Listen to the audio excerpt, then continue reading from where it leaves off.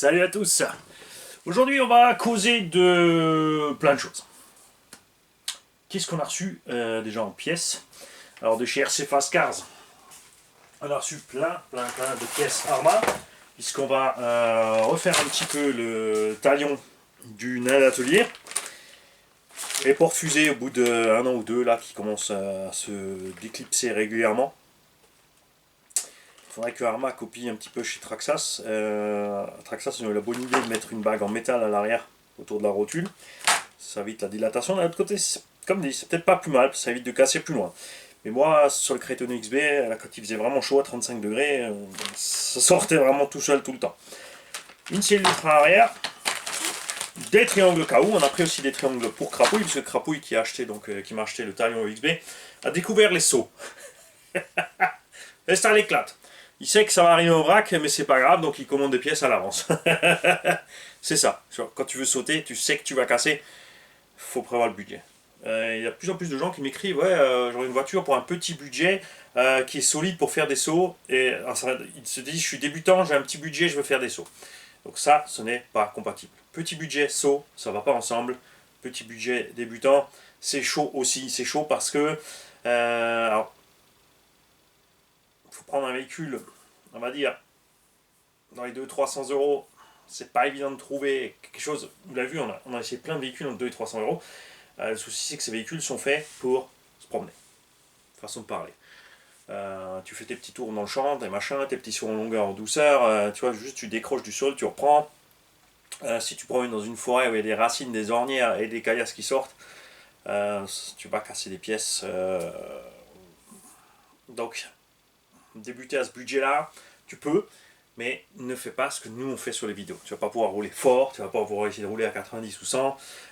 Si tu le fais, c'est pareil, il y a un gros risque de destruction du véhicule, etc. Dernièrement, quelqu'un qui m'a laissé un commentaire qui m'a bien fait marrer sur la vidéo d'unboxing du X-Max, bon, il y a quelques années maintenant cette vidéo, qui m'a dit ouais, mon Black Bull à 8ème, il te met la purée à ta machine. T'as quel âge? 3 ans et demi, 4 ans? Ne pas comparer, en plus c'est pas un 8ème, les Black Bull c'est des 1,10. Tu vas peut-être plus vite sur le plat. Mais si on se met côte à côte pour un drag race, tu vas avoir une surprise. Et si on va dans le tout-terrain, tu vas aussi avoir une surprise. Là, ce genre de truc, tu vois, là c'est limité. Là c'est vraiment de la réflexion très limitée. C'est pas méchant, hein, mais réfléchissez un peu avant, surtout si tu n'as pas testé, si tu n'as pas roulé, si tu n'as pas pu comparer. Voilà, tu es content de ton Black Bull, c'est bien, c'est super. On est content pour toi aussi. Mais après, faut pas te dérailler quand même. Parce qu'après, ce genre de commentaires, les gens vont le lire. Et ils vont pas se dire, ouais, t'as raison, je vais acheter un Black Bull. Non, tu vas passer pour l'idiot du village, tout simplement. Dire, mais c'est quoi le niveau intellectuel de ce gars-là? On ne sait pas. Mais en tout cas, ça fait pas très élevé, tu vois ce que je veux dire. Donc si tu es content de ta machine, et tu as le droit, et si tu es sûr qu'elle est meilleure, parce que tu as testé l'autre aussi, tu as fait 50 packs avec un X-Max et 50 packs avec ton engin, ensuite tu peux faire un petit récap derrière, dire voilà, moi j'ai roulé ça, je roule moi globalement plus vite sur le terrain, j'ai pas eu de casse, les casses m'ont coûté moins cher, tu vois, et taille ton truc, il faut que ce soit crédible, tu vois, si c'est juste pour un machin, pierre feuille ciseaux cailloux, toboggan, je suis dans la maison, ouais, ça à l'intérieur. On a récupéré aussi le châssis de la TT01 que j'ai donc coupé en deux sur le circuit pour mon atelier.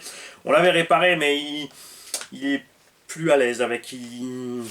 Ça le perturbe cette histoire de. Donc, on va y mettre un châssis neuf pour qu'il puisse repartir avec sa machine, bien évidemment. Ensuite, nous avons reçu de Banggood ou AliExpress, un des deux, je sais plus. La cage complète du ZD Racing DBX 07 existe malheureusement qu'en chrome. Donc pour enlever le chrome, je vais te dire, si tu mets ça à chauffer au four, ça va faire doré. Ça donne un petit black chrome, enfin pas vraiment black chrome, plutôt doré comme ça. C'est livré sans les vis. Je te prenne le bon côté qui va avec le bon côté. 1, 2, 3, essai. Ça c'est ce que j'ai. Voilà. Donc la cage complète du DB7, tu vas y arriver Mani. Oui, c'est ça, voilà, j'avais un petit cran de décalage. Comme ça, hein, qui est quand même relativement grande, qui a un look, je trouve, plus agréable que le Fireteam. 25 € la cage complète. Hein, pas 80, après, attention, c'est pas la même solidité. et tu ne trouves pas de pièces séparées. Tu trouves la cage entière, mais à 25 € la cage livrée, voilà, c'est pas la mort. Et la carreau qui va avec, alors pour changer de la bleue, j'ai pris la noire. Je suis pas super méga fan du look, mais bon. On pourrait s'amuser à repeindre dessus. Parce qu'enlever la peinture, c'est des trucs comme ça d'usine, c'est un peu chiant. Il y a là, il y a le poste de pilotage et les têtes des pilotes avec. Évidemment le toit et tous les stickers. Donc en gros là t'en as pour un peu plus de 50 € le tout je crois. Enfin, c'est 25 ou 30 balles la cage livrée et puis 20-25 balles l'habitacle. Et tout ça pour aller sur quoi? Hop, bouge pas. Ah oui, si, j'ai pris aussi le pare-choc avant et la fixation de la cage avec. Le pare-choc avant c'est pas spécialement pour ce projet là, c'est pour un autre truc dont on en parlait tout à l'heure. Donc on a ici un MT+, au bas haut, on va faire un MT2. On va y coller un moteur bleu.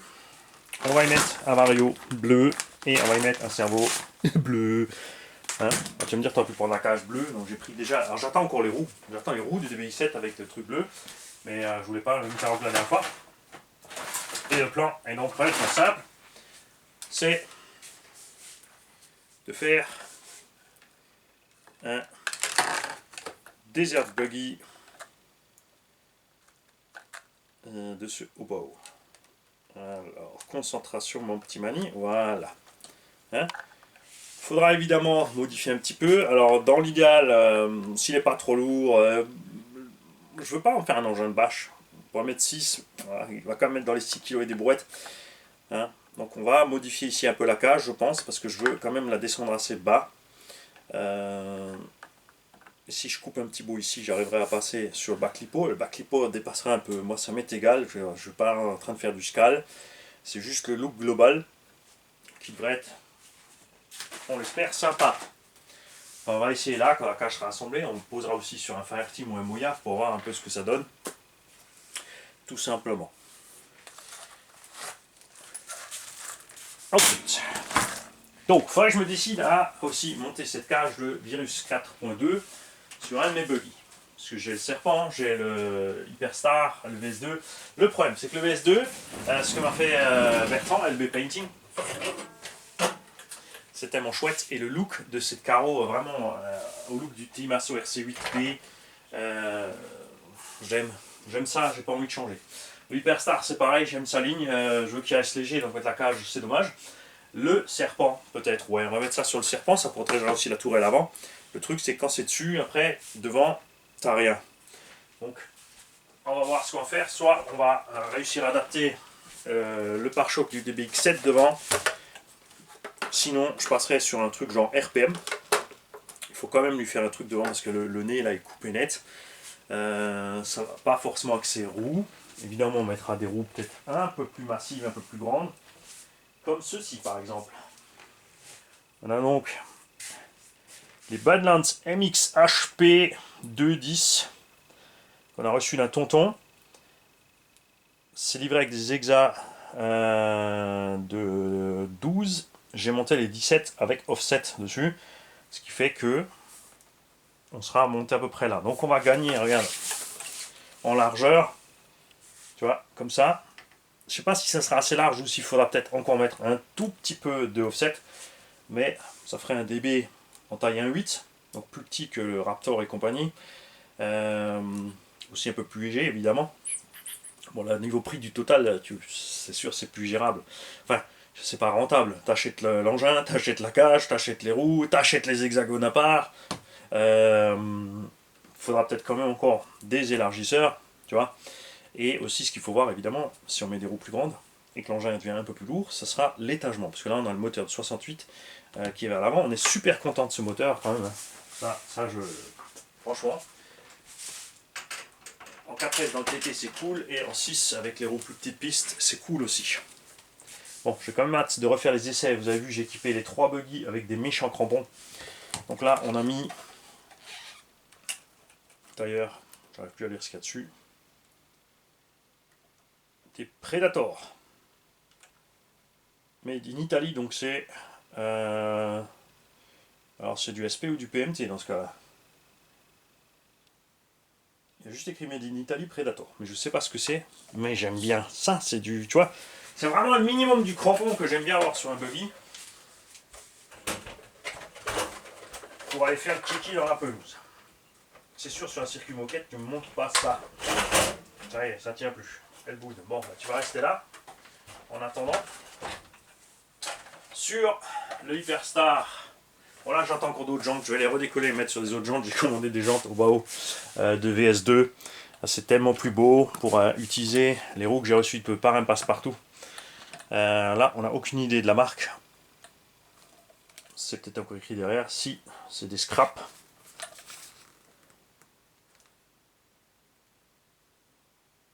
« 5TC », mais c'est tout ce qui est écrit dessus.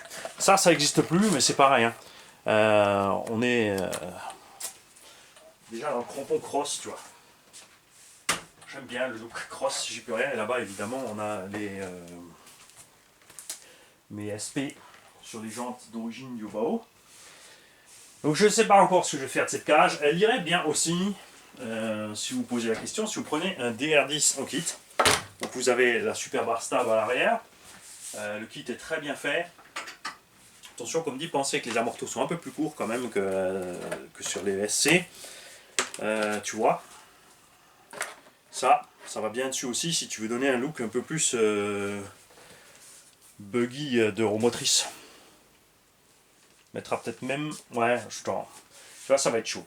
Donc ça ira mieux sur une base de SC. Le problème, ça va être, attention là, on a un problème. Non, mais non, même pas.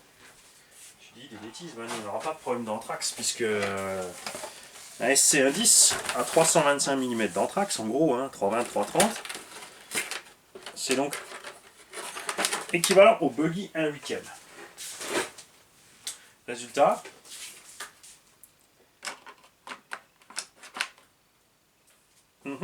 en plus on a déjà le pare-choc. On va virer cette tourelle là. On va se fixer directement devant.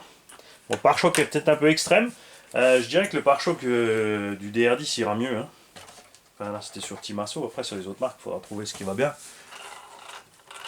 Vous modifiez à ta sauce.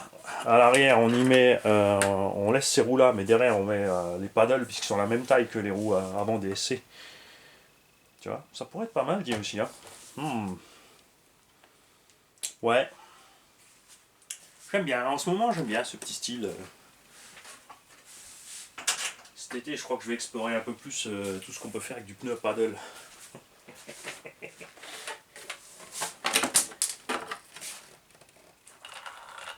Mani perd tout, ça va pas.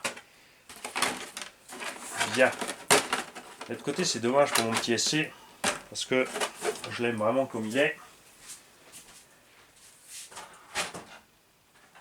On va peut-être faire ça plutôt sur le slash. Hein.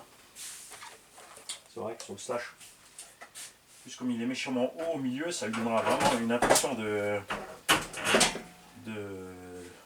buggy C1 dans le désert, là, bien haut au milieu sur la garde-sol, les bras de suspension bien loin, les gros paddles au tulle, et c'est parti. Bien, c'était pour les quelques projets. Il y en a d'autres. De la part de Tonton Al, nous avons reçu un pare-choc avant de SC8, qui n'a plus besoin. Une roulette. Alors ça c'est la question. Alors ça, ces roulettes, beaucoup d'entre vous ont vu sur AliExpress et Banggood, etc.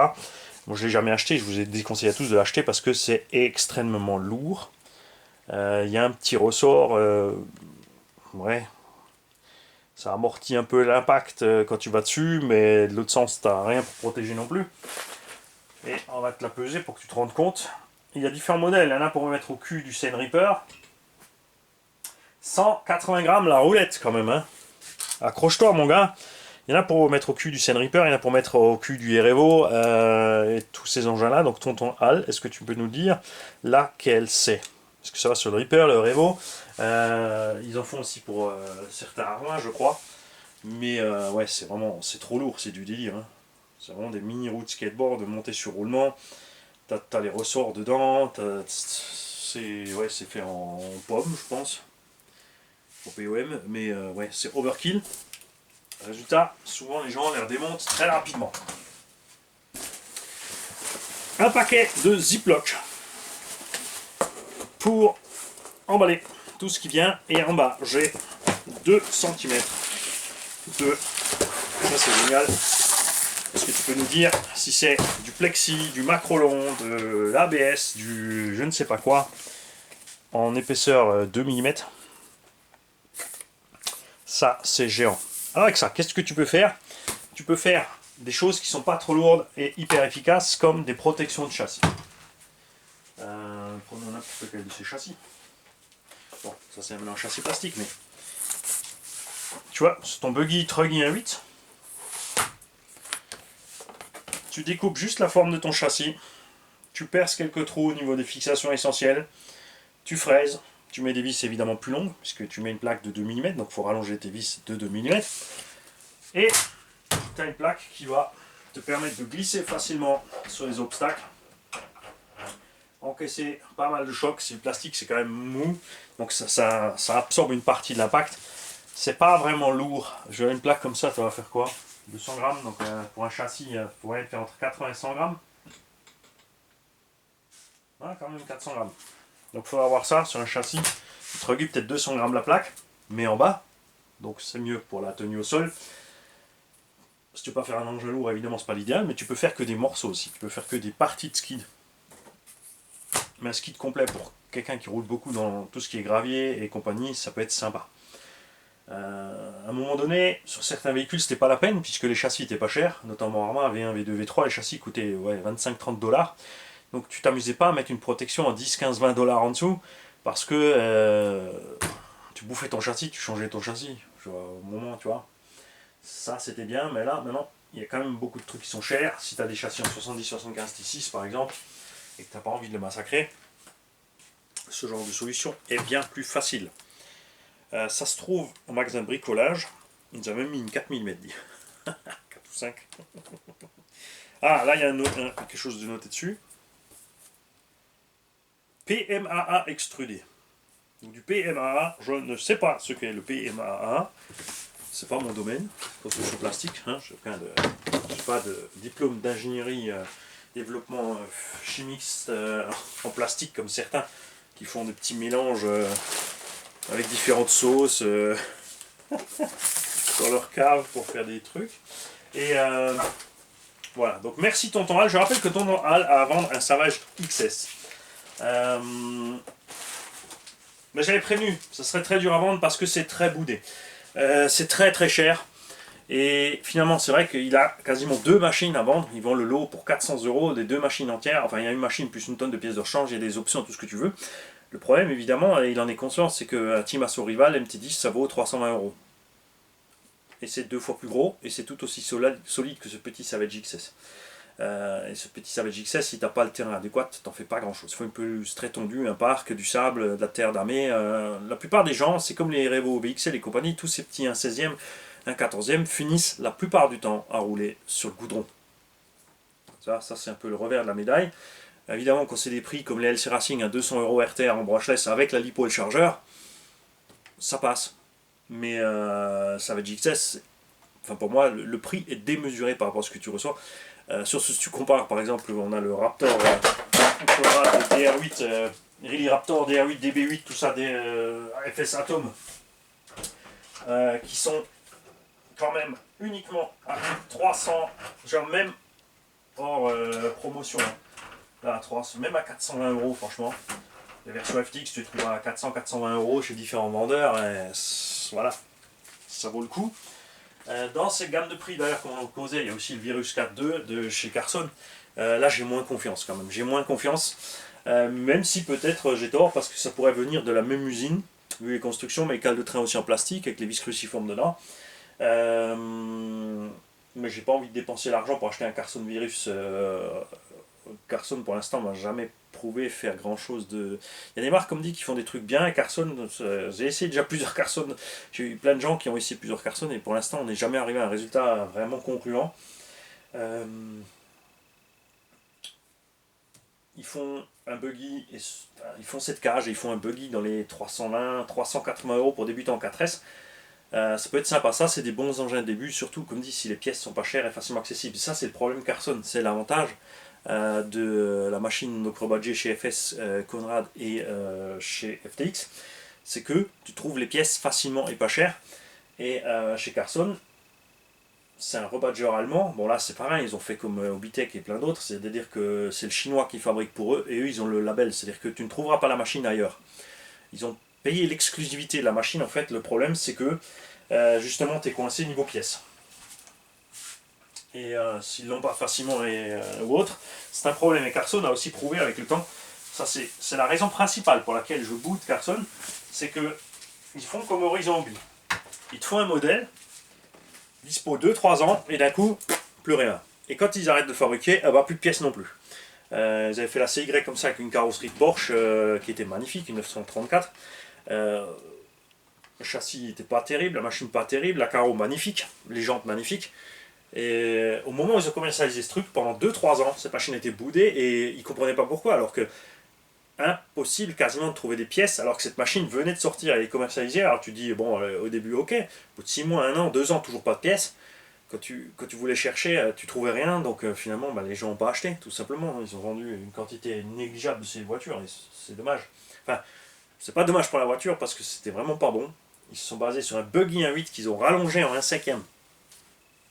Là, hein, ils ont quand même poussé le bouchon un peu loin, surtout que c'est pas de la méca hyper solide. HPI a fait ça avec le 5 SC Flux. Ils ont rallongé le Savage XL jusqu'à 1/5, enfin 10 kg au final. La méca tient le coup là-dedans, mais tu peux pas y aller non plus comme avec un vrai 1/5. Le Bois MT2 c'est aussi le 1.8 rallongé, le Sen Reaper aussi, et on commence quand même à avoir des problèmes mécaniques. Le Fireteam a le même problème. La surcharge de masse sur la méca de base du 1.8 pose problème. Les roulements standards, commencent les 16 par 8 par 5, ont du mal avec cette masse supplémentaire. C'est vraiment limite supérieure de ce qu'ils encaissent et ça pose problème. C'est pour ça que je suis plus pour les vrais en 6ème, comme le X-Max et d'autres engins comme ça. L'Audi Super Rockray, Super Bajaret.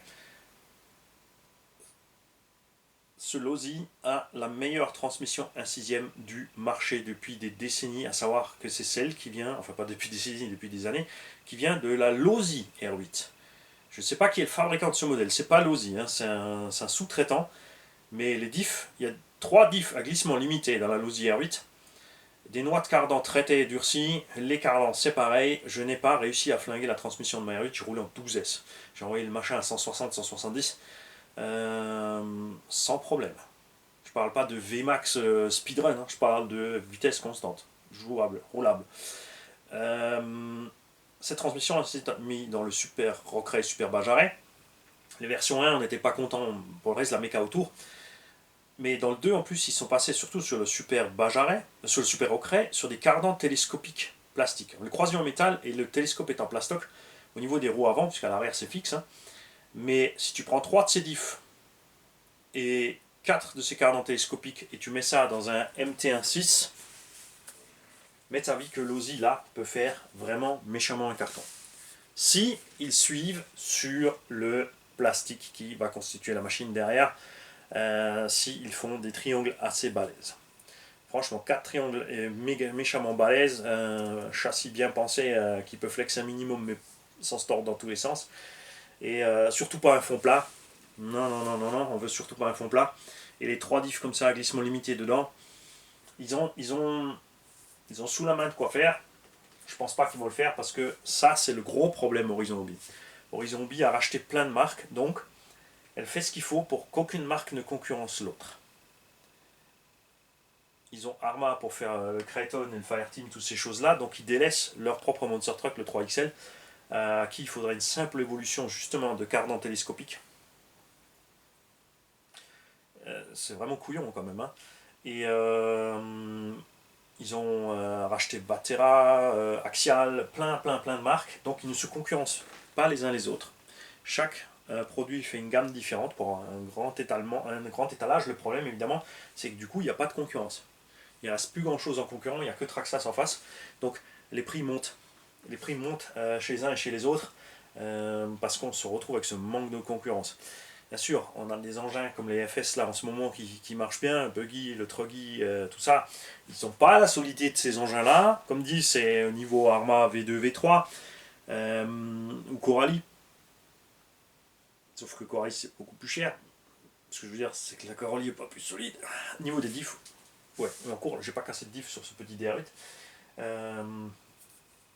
Tu vois, de l'engin qui est un prix acceptable et dont les pièces sont pas chères et facilement dispo. Ça, c'est l'idéal pour le pilote de loisir et c'est en train de se perdre. On part dans des machines 600, 650, 750, 850, 900 euros, même pour du loisir RTR. Il y a des engins qui vont sortir en loisir là à 850, 900 euros. Tu peux acheter un Techno RC à ce compte-là. Tu achètes un Truggy Techno RC, tu colles les roues que tu veux, la carreau que tu veux, le combo, bah, tu prends un combo simple Robitronic à 145 euros.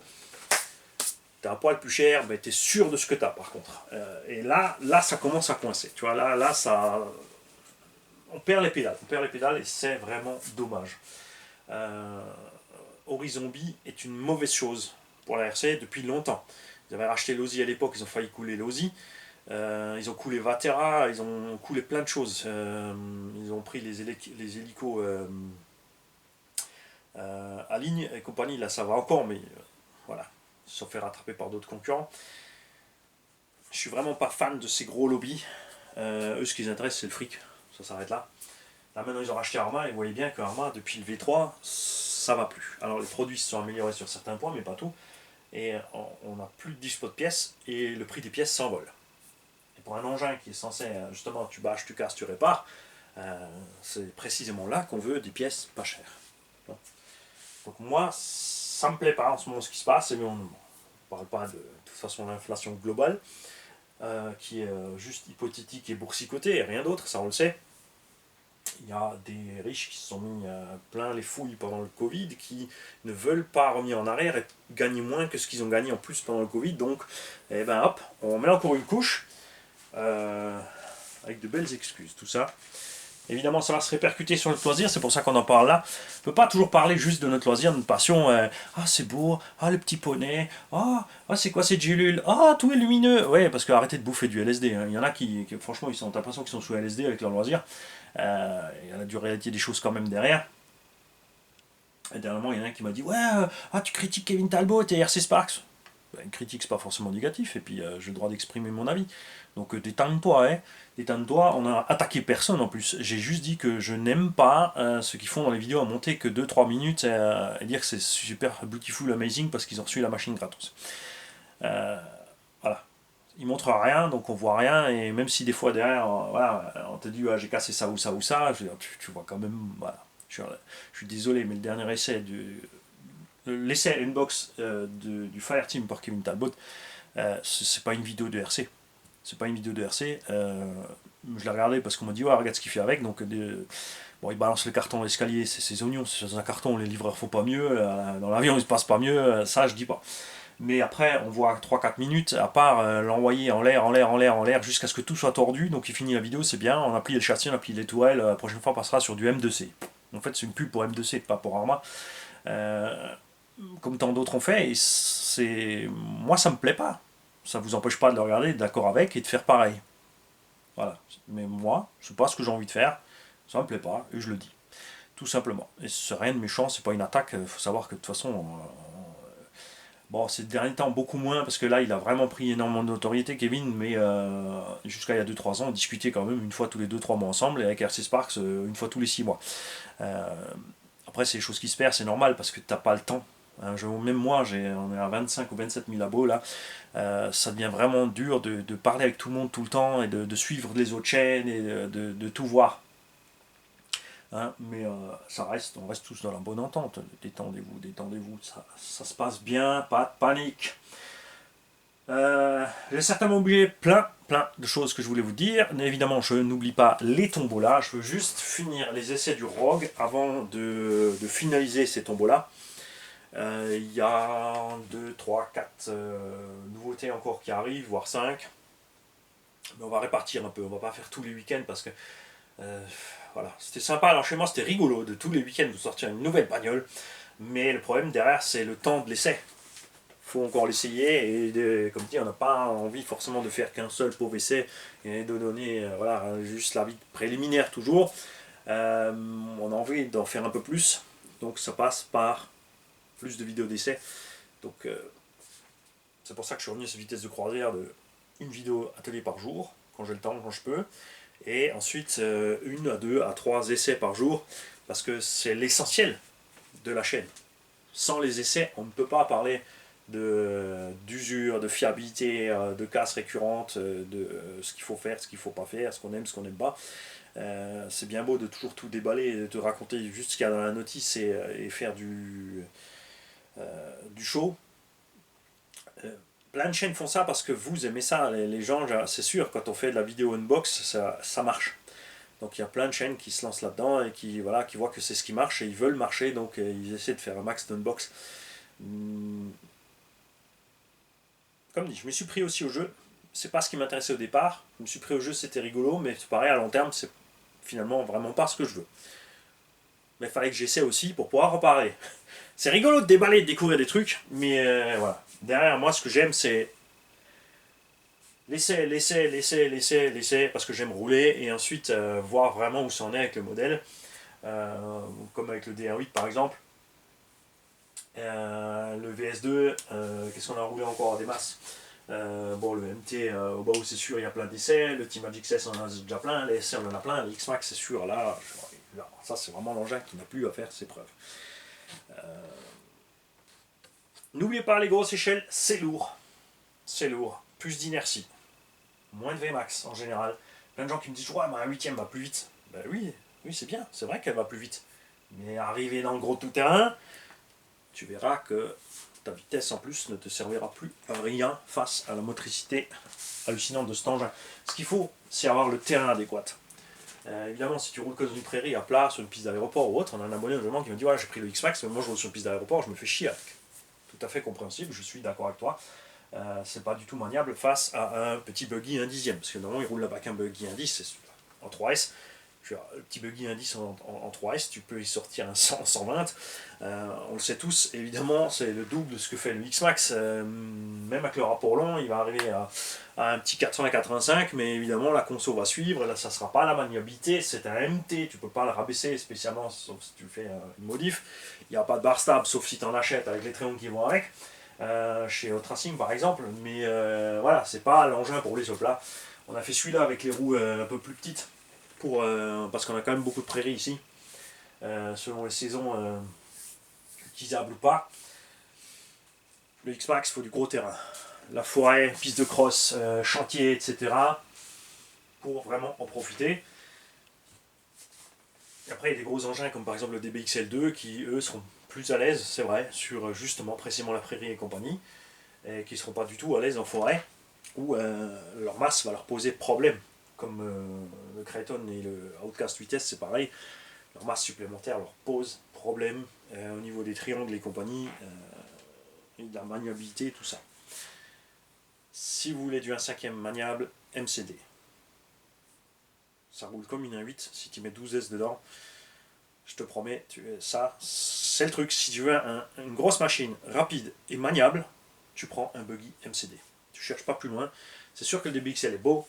Le RR5 est chouette, mais c'est vrai qu'avec les amortos plastiques, tout ça, les tourets un peu plus fragiles, le châssis un peu plus fragile.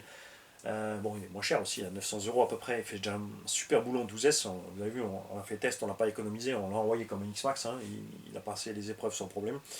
Le Ultima, enfin le Max, RR5 Max, est mieux niveau matos qui est dessus. Le prix par contre s'envole évidemment tout de suite de 900 à 1300 €. Et après, bon après je veux dire c'est du 1.5, de toute façon, tu mets, franchement mets i12, tu regretteras pas. Ça roule en 8, et en 12 c'est comme un buggy 1.8 en 4S, quasiment. T'as pas encore la VMAX, tout ce que tu peux sortir, enfin si, on a la VMAX. Après ça va, ouais, si, franchement. La MCD, si tu restes dans les 10, 11, 12 kg maxi en 12S, ça se comporte assez proche d'un buggy 1.8 en 4S. Pas avec un mode turbo et tout le machin, tu vois. 4S basique. Pour que tu aies un peu une idée, si tu veux rouler comme un buggy 1.8 en 6S, alors il faut mettre 16S dans ton MCD. Et comme il a des cardans homocinétiques à sphère de contact, c'est pas juste un axe avec une noix fendue, il y a 3 billes en acier à l'intérieur et 3 encoches dans la noix. Il le tient, il passe la puissance et c'est géant. On a encore le Rock Soccer ici. Le Rock Soccer, ouais. Plus le temps passe et plus je me dis que je vais le revendre dans le carton comme il est. On prend un train énorme de retard sur le Summit à Monsieur Magan. Non, Casagne. Benoît Casagne. Je ne sais plus. Je ne sais même plus à qui il est ce Summit. Le camion Tamiya aussi. Retard monstrueux sur ce camion Tamiya. On va arriver à... j'avais vraiment envie de le commencer au début de cette année. On est au mois de mars déjà. Chaque fois que je m'approche un peu, je m'éloigne d'autant. Voilà. Mais plus tout le reste. À ce coup-ci, je m'enlise pas parce que j'ai trop de projets, puisque j'ai dit aux gens, m'envoyez pas de matos, je fais pas de révision, il y a des préparations qui sont prévues, qui arrivent encore, vous allez voir. Ça oui. Mais là, je m'enlise parce que j'ai moins de temps libre, et dès que j'ai du temps libre, je roule. Je roule, et surtout mes X-Max. D'ailleurs, j'ai un petit 4e qui arrive, parce que j'étais descendu de 4 à 2, et puis finalement, je remonte à 4. Ça me fait un pour faire le cochon, un origine, un pour plus prairie bitume, et le 4e, on va faire peut-être... Est-ce qu'on fera peut-être enfin ce Rock Bouncer Crawler? Je ne sais pas. À voir.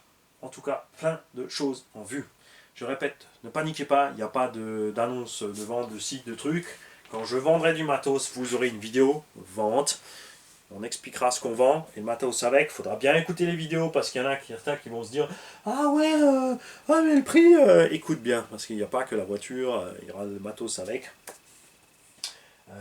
Les prix que je donnerai ne seront pas à discuter en fait.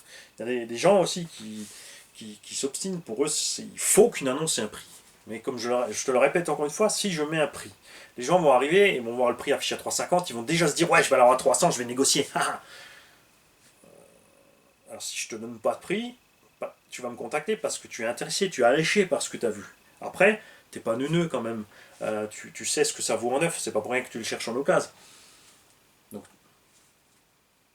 tu proposes un prix qui te semble correct. De toute façon, ne panique pas. C'est pas parce que je vends un truc 350 que tu vas proposer 400 que je veux dire deal vendu. Je te dirais non. J'ai compté 350. C'est pas la peine de me donner 400. Pas de panique. Par contre, si tu me proposes 150, tu vois ce que je veux dire. Tout ça, ça va arriver. Ça va arriver, ça va arriver. Mais là, je m'étale. Je suis bien là avec vous. Allez, j'y vais. J'ai un petit peu de boulot. On va équiper le Fireteam avec un combo Maxis 1650 kV. Alors, le constructeur le donne en 6. Nous, on le roule en 8. Dans les fractions, les pistes, les machins, Moyave, nous, on roule 108. Ça tient. On est content. On va mettre un servo brushless 50 kg 0,08 secondes, un truc comme ça. Il prend jusqu'à 8,4. Donc là, on sera, mon Dieu, on sera qu'à 45 kg en 7,2. Et on va faire un essai tout cool de cette machine.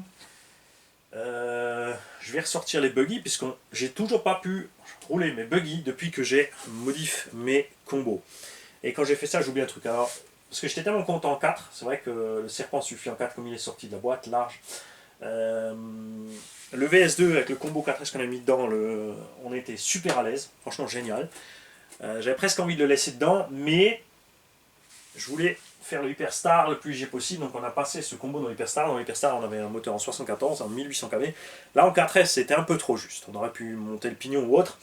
En 6, et en douille que je suis, j'ai oublié un truc, c'est que je voulais switcher, donc pour rester le plus léger sur l'Hyperstar, par rapport à celui-là avec le 1800 kV. Finalement, j'ai mis aussi un 2500 kV en 68 mm dedans. Alors déjà, il s'avère que les deux, à 20 grammes près, ont le même poids. Avec la batterie dedans, on sera à 3 kg 550. Mais là-dedans, j'avais laissé le 1008 à la base. Je voulais mettre le 1008 pour faire le mini truggy. Donc, vous l'avez déjà vu rouler avec cette coque là. Hein. Bien sûr, ça aussi, ça va dessus sur les buggy 1.8 et mettre donc les Badlands avec ou alors, les Badlands de disques que je vous ai montré tout à l'heure pour le virus avec donc en look mini truggy pour ça. Juste pour montrer un truc de plus qu'on peut faire avec un buggy, parce que c'est vrai que c'est super polyvalent, tu peux le transformer en petit MT, en petit truggy, en piste, en ce que tu veux. J'aime bien. Et l'autre truc, c'était de monter les MFT Max dessus pour faire un engin de Subaru qui est équivalent au Coralie Skater et au Rival MT8. Attention, le Rival MT8 est un petit monster. Ils ont appelé ça MT1.8, alors on s'attendait tous à avoir un truc de la taille du Rival de base, 370-380 mm, le Team Assault Rival était grand, basé sur le Thunder Tiger, je ne sais plus quel, thermique là. Et par contre le Rival MT8, eh ben, c'est un buggy 1.8. Et la différence, et ça c'est ce que j'ai oublié sur le Virus 4.2 a un cache complet de transmission. Voilà. Coralie dans le skater aussi, le team Assault MT8 aussi. C'est ce qui va manquer à une autre machine qui va sortir prochainement. Je trouve ça dommage. Globalement, moi je suis pour ces transmissions fermées avec un cache complet pour qu'il n'y ait plus de saleté qui rentre dedans.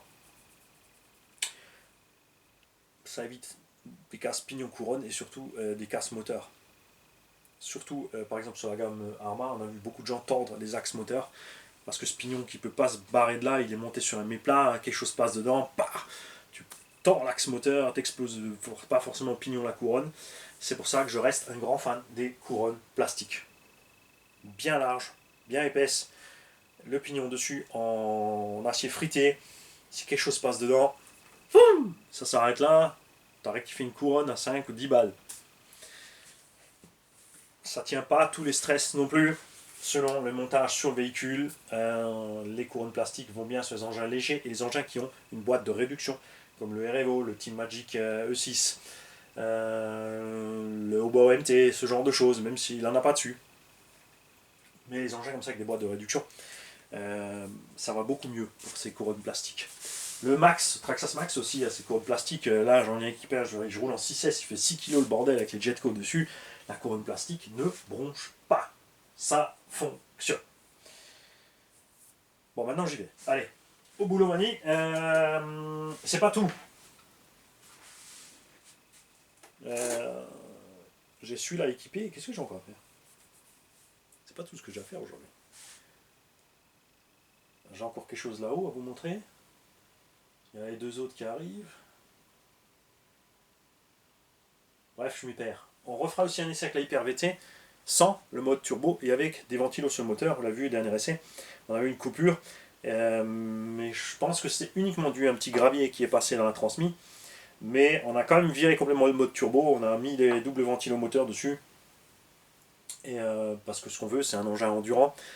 On me dit un petit 90-100, ça me suffit pour rouler normal, même 90. Hein, et faire une bonne autonomie en restant en 6 en étant léger. Et après, si vraiment j'en veux un peu plus, je passerai sur le Hobbying 1100 kV, donc un peu comme ce qu'on a fait sur la BM330D, avec le Vario vitesse, et on mettra vitesse à bord. Donc on sera plus lourd à cause du moteur plus lourd et du Vario un peu plus lourd. Mais si on roule en 4S 5000, on ne sera pas plus lourd que les 3S 8000 qu'on avait là-dedans. Donc pas tant que ça. Puisqu'on était à 4,7 kg avec les 5000, on est à quasiment 5 kg avec les 3S 8000, avec ce combo Castle dedans. Avec ce moteur, on sera peut-être, ouais, on va quand même s'approcher les 5,5 kg, ça va commencer à peser pour les pneumatiques. C'est la raison pour laquelle j'aimerais que cette voiture reste légère. Les pneus de GT8 ne sont pas prévus pour des masses pareilles, donc on a une usure très prononcée dès qu'on dépasse. Honnêtement, à 4,5 kg, on est vraiment à la limite. Après, on commence vraiment à bouffer méchamment le pneu.